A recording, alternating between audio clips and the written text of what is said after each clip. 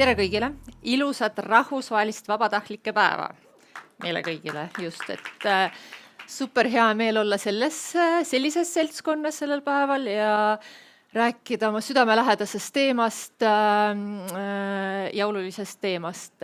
Olen siin vabatahtlikult, loodan, et teie ka. Tõsta käsi, keda siia sunniti, lükkati. Natuke ennem kui alustame, tõsta palun käsi, kes võtab elus asju vabalt. Ikka on, jah. Nüüd palun tõsta käsi, kes alles õpib seda asja. Et see on eluks väga vajalik oskus, et uskuge mind, ei taha oma vanust siin ette tuua, aga kogemused ütlevad, et vabalt võtmine võiks nii mõndagi asja elus paremaks teha, nii mõndagi kogemust mõnusamaks teha. Et endast rääkides, minu taust olen Tartust pärit. Olen tegelenud kergejõustikuga lapsest saadik ja minu esimesed tööampsud tulevadki kergejõustiku staadionilt. Õppisin ülikoolis füsioteraapiat. See on lihtsalt taust selleks, et teed ühte asja, õpid ühte asja, aga elus võid ka hoopis diametraalselt erinevate asjadega tegeleda, et kõik on võimalik tõesti. Olin ülikooli ajal kohe Rakmes tudengivõistluste korralduses. Need olid ägedad rahvusvahelised, siiamaani kestavad, toimivad rahvusvahelised võistlused, kui Tartu siis võõrustas Läti, Leedu, Eesti, Soome, Prantsusmaa, mis iganes maade ülikooli, siis me olime siis vastuvõtjad ja tegime seda kogemust neile, olime külalislahked. Siis, kui Tallinnasse kolisin, olin PÖFFil, Tallink Music Weekil, Tallinna Linnateatri festivali vabatahtlik noorte tugiisik olin, ehk siis mitte ainult spordi või kultuuri maastikul toimetasin ka sotsiaalsektoris. Ja minu nii-öelda vabatahtliku karjääri tipphetk oli Rio de Janeiro olümpiamängud. Korraks veel tuleb juttu selleks, et kui teil on selle kohta veel küsimusi, siis küsige julgelt, aga seal ma juba võtsin väga vabalt, seal ma nautisin. Et Rio de Janeiro olümpiamängudel olin olümpiakülas meie Eesti meeskonna saatja. Ehk siis selline, tee seda, küsi seda, aga probleem jutumärkides oli selles, et meie olümpiakoondise juht on väga kogenud, et tema oskab kõike ise, et mina seal tõesti pinnisin tal, kas on mulle mingit tööd, et portugali keelega natuke aitasin teda, aga muidu jah, sai pigem nautida seda kogemust. Nii. Ja siis täna teie ees seistes on väga hea tagasi vaadata kogemusele, minu enda kogemustele ja just miks see vabatahtlik töö mulle oli oluline ja mida ta mulle tõi. Et koos teiega siis vaatame natuke retrospektiivselt, et mis vabatahtlik töö annab meile. Ja tegelikult see on nagu jäämägi pinna peal. Jälle, kõik, mis ma siin räägin, suge disclaimer, kõik on ainult minu enda kogemused ja filtreerige seda, eks ole, aga jälle igaüks saabki ainult iseendast rääkida. Ühesõnaga, ka minul olid tavalised, normaalsed noore inimese motivatsioonid ja soovid, kui ma igasugusetesse projektidesse ennast mässasin. Et saaks nalja, et saaks uusi kogemusi, et saaks süüa, et saaks Brasiiliasse, mis iganes. Aga tegelikult see jäämäe alumine asi, mis jääb nagu pinna peal, mis jääb esimesel pilgul justkui nägemata, et see on see, mis on mind vorminud selliseks inimeseks, nagu mina praegu siin olen ja andnud mulle sellist elu, mida ma praegu elan. Ja esimene asi, et teil on kindlasti räägitud, et vabatahtlikud tööd tehes saab uusi kontakte, bla, bla, bla, bla, bla. Aga see ongi nii, saabki kontakte ja milleks kontaktid on head. Näiteks tööle saamiseks. Et noorte puhul ma arvan, et see on väga oluline, et CV-s ei ole veel sellist nimekirja ette näidata ja just need inimesed, kellega te tutvute oma vabatahtlikku tööd tehes, on need sellised aarde kirstud, kus siis avaneb info, avanevad võimalused. Jälle, ainult iseendast rääkides, et olin 2017 aastal seljakotireisil Lõuna-Ameerikas. Jälle, tähelepanu, tavaliselt tehakse seda 20-aastaselt, mina olin 30-aastane, kõik on võimalik igas vanuses. Muidu ma olen 39, kui aru saada nagu seda timeline'i. Ühesõnaga, kui olin 2017 ära, siis tulin tagasi, olin Ironman Eesti meeskonnas poole kohaga vabatahtlike juht, aga otsisin endale lisaprojekte, et saaks ikka täisväärtuslik sissetulek. Ja oligi see hull, Evelin mäletab, 2018 suvi, august, Vabaduse väljak, esimene Ironman Tallinn võistlus, täispikk triatlon. Mitte keegi Eestis pole seda teinud, meie tegime ainult Otepääle ja Tartus selliseid, mitte väikseid sündmusega, ikkagi. Ühesõnaga, siis olin lõunapausil, hakkasin rääkima infopunkti vabatahtlik Jaanaga, lihtsalt mööda minnes tulin sealt, otsin natuke tööd ja üllatus, Jaana otsis enda projekti, loomamajandussektoris enda projekti inimest, kes nii eesti kui vene keelt ja inglise keelt valdab. Nii ma sain tööd. Et see ongi kasutegur, mis on nagu, mis on nii ilmne, kui üldse saab olla. Nali, aga mitte nali, minu sõbranna sai endale tulevast abikaasat nendel samadel tudengivõistlustel, kus me rõõmsalt meeskondade saatjad olime. Minu välismaalasest abikaasa, kui ta tuli Eestisse, kohe hakkas vabatahtlikult tööd tegema. Ma natuke lükkasin teda sinna, aga jällegi, et tema oli kohe PÖFFil vabatahtlik, Tallink Music Weekil, et kasu inimesele, kes just tuli uude riiki kasukontaktidest, me ei pea sellest eraldi rääkima, et kui oluline see on. Siis jälle tagasi vaadates olin PÖFFil vabatahtlik, järjest, ma arvan, 3-4 aastat kindlasti olin vabatahtlik autojuht, vedasin külalisi lennujaamas, kesklinna ja pidudele ja nii edasi. Ja sellel ajal, minu ajal siis üldine vabatahtlike koordinaator juht oli Jaan Ulst. See me suhtleme Jaaniga ja mitu aastat hiljem siis helistas mulle siis, kui Tartu sai Euroopa kultuuripealinna tiitlid. Kultuuripealinna tiitlit kandsime siis eelmine aasta 2024, aga tiitlit saime juba 2021, ehk siis pidi juba mõtlema, et mis ja kuidas. Siis Jaan võttiski mind kampa mõtlemaks, kuidas üldse vabatahtlike programmi teha kultuuripealinna raames. Jälle, CV-keskuses sellist tööotsa ei leia, vähemalt mina ei oleks leidnud. Siis, Tartu 2024, see on eraldi teema, et seal olid seal kaasatud vabatahtlikud aitasid nii oma produktsiooni sündmustel, kui käisid teiste sündmuste korraldajate juures abistamas. Ja seal ma tutvusin Kaimoga. Kas Kaimo? Mulle meeldib rääkida, kui siis aasta aega oli meil vähemalt rääkida ja nii edasi. Nüüd on Kaimo Ironman Eesti vabatahtlike juht. Et saate aru, kuidas see nagu liigub. Et jah, kontaktid.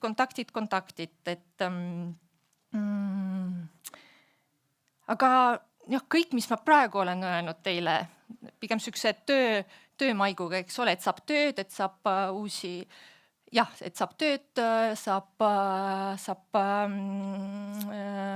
leida endale uusi väljakutseid, aga sõbrad, vähemalt minu elus sõbrad on väga olulisel kohal ja neid sõpru, mida mulle vabatahtlik töö on andnud, no jah, et selles mõttes, minu puhul on see töötanud kahte viisi. Mina leidsin vabatahtlikud tööd tehas endale uusi sõpru, ja siis kuna mulle nii meeldis seal, siis ma vedasin oma sõpru sinna.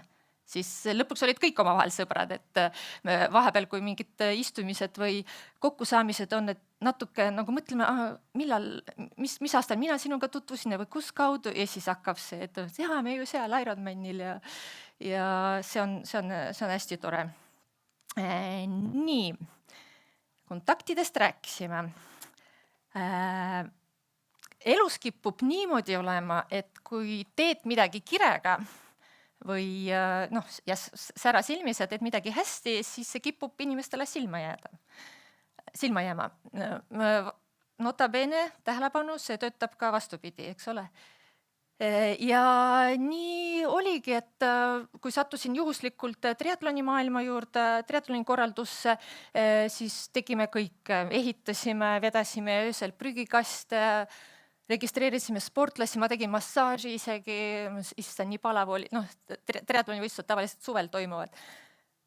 Lauspäikese käes tegin finišeerijatele massaaži ja mida kõike oli tehtud. Ja üks hetk tuli pakkumine, et vabatahtlike koordinaatorid on vaja. Uus roll, uus vastutus, mina elu sees ei ole sellist asja õppinud, ehk siis inimeste manageerimist.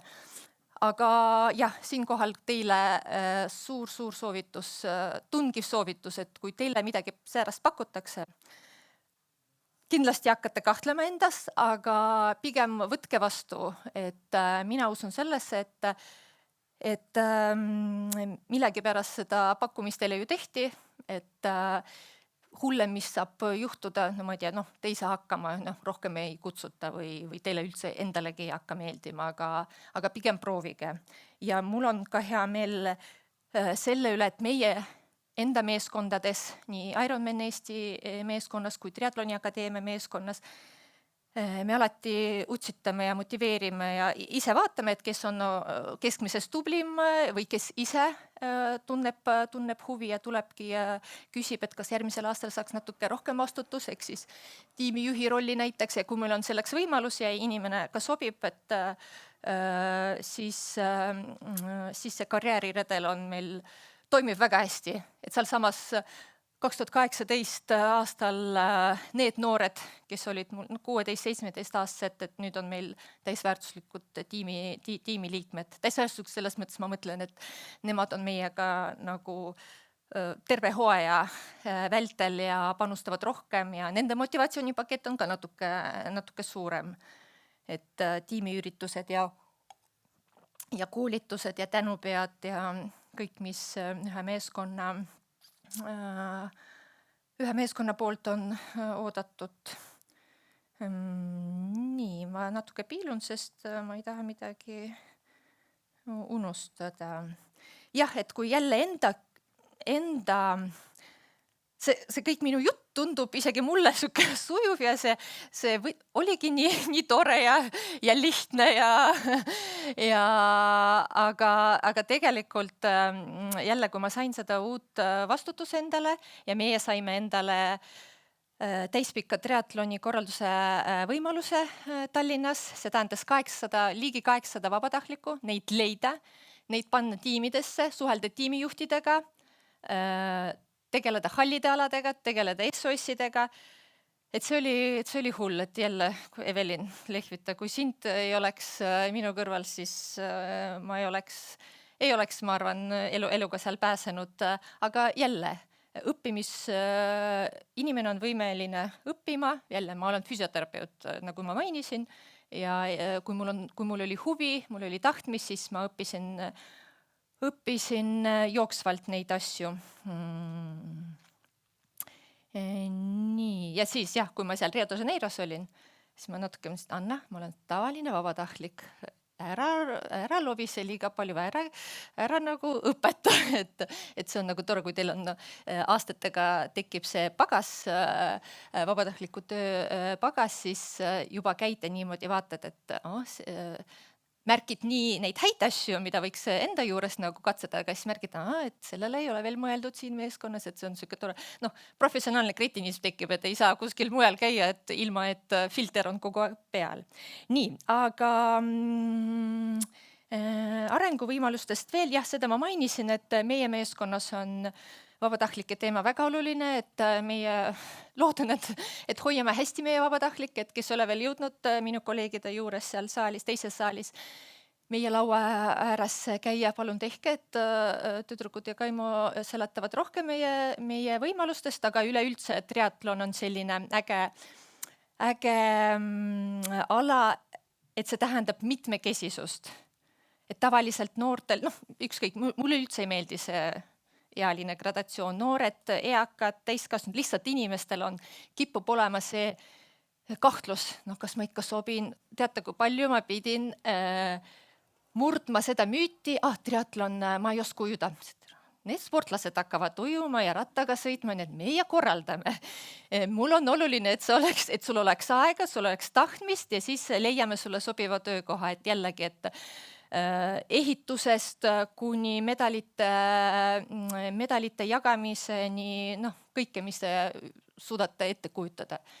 Olete pildistamishuviline, videograafia huviline, kindlasti võtame, alati on vaja sisu luua, on ju sotsiaalmeediasse ja tõesti, et ei tohiks selle taha jääda, et ma ei oska või ma ei tea, et kõik on õpitav.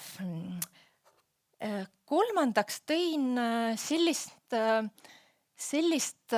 kasutegurit, mis esimese asjana, ega mina noorena kindlasti sellele ei mõelnud. Nüüd lihtsalt tagantjärgi mõeldes ja analüüsides, et kui sa käid ja panustad ja proovid erinevates organisatsioonidest vabatahtlikuna ennast, sa üldse nagu saad aru rohkem iseendast, mida sa tegelikult tahad ja mida sa ei taha, see on ka hea see on väga oluline küsimus, millele leida ja otsida vastuseid.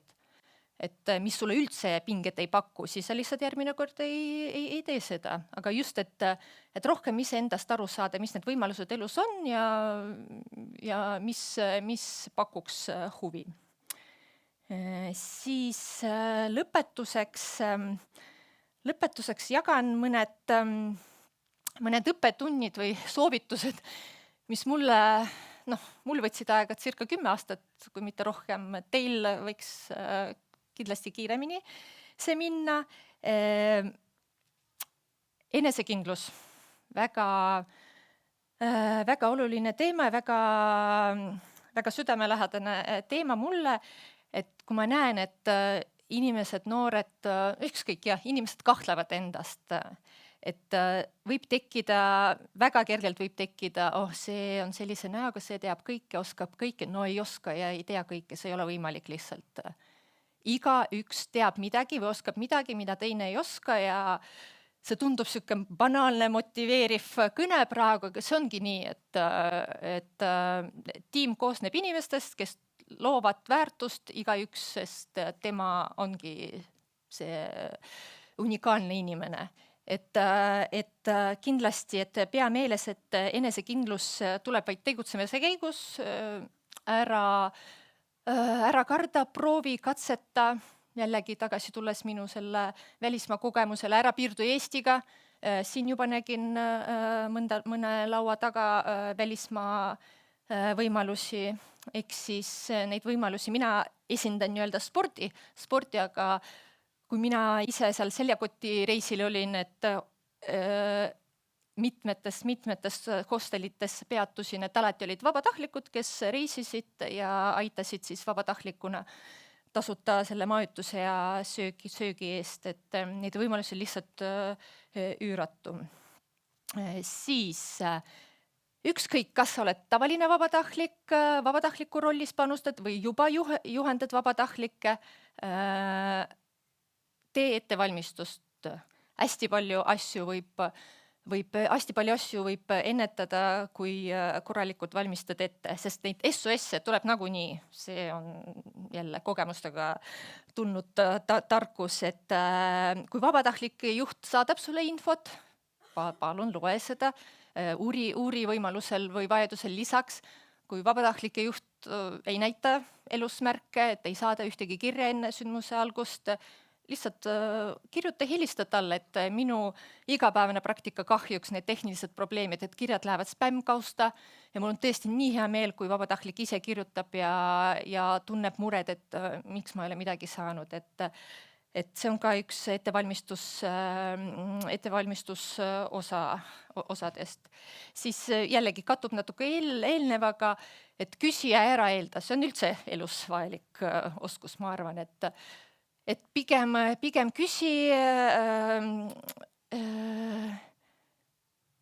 küsimused on erinevad ja vabatahtlike juht, kui me räägime siin selles valdkonnas, et tema vastutus sulle neid küsimusi jagada või suunata sind õige inimese juurde.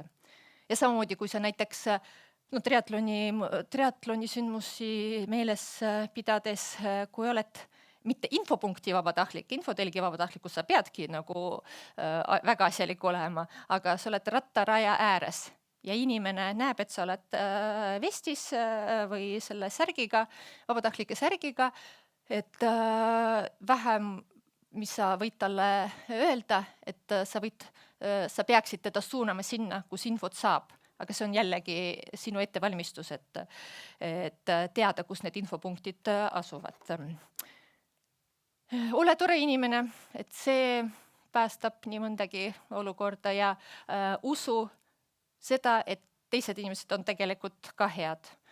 Et jällegi tiimitöö on oluline ja igaüks saab sellesse panustada. Ja naudi protsessi või õpi naudima protsessi.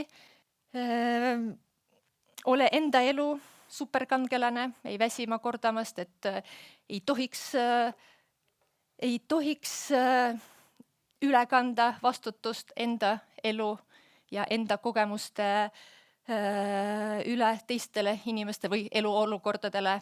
Et sina tead täpselt, kuidas sa tahad ja siis lähebki kõik nii, nagu sa oled plaaninud. Kui ei lähe, siis lihtsalt läheb teist pidi.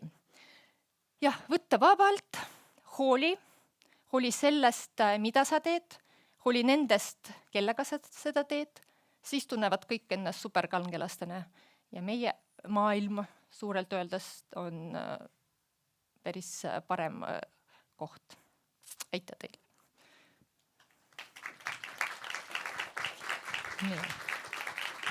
Mul on veel natuke aega, eks ole. Kohtume suvel. Triatloni Akadeemia punkti on minu teie koht, kuhu minna. Seal on vabatahtlikud vaheleht on ju Kaimo ja sinu ehk siis Ironman Tallinna info on ka seal. Et kokkuvõtteks jah, me alustame hooaega juba aprilli lõpus Valga rahvajooksuga. Siis mina juhin vabatahtlikke läbi suve sellistel nii-öelda väikestel triatlonidel, mis on täisväärtuslikud karikaetapid Eestis. Maardu, Otepää, Tõrva, Paide, Viljandit ei ole, Tõrva lähme sellel aastal hoopis. Ja siis kulmineerib see kõik Ironman Tallinnal augusti lõpus ja veel lisaks ei saa puhata, et Paide-Türi rahvajooksuga korraldame. Et nüüd viimased aastad on meile see korraldusõigus pärandatud ja seda teeme ka hea meelega. Et kui teil on küsimusi, kohe siin saate küsida, võite leida mind kuskile. Luban, et ei pane muud särki, et olen nähtav. Nii, julgelt. Mis see punkt mul oli seal? Küsi julgelt. Nii, tundub, et praegu hetkel küsimusi ei ole, aga Anna on meil siin päeval kohal, nagu ta ütlesid. Teeme suure aplausi, Anna Kusman. Ja Anna, ma annan sulle väikse kingikoti ka. Selle pärast. Nii, tasus tulla. Nii, kallis publik, teeme Annale veel suure aplausi. Aitäh sulle! Aitäh!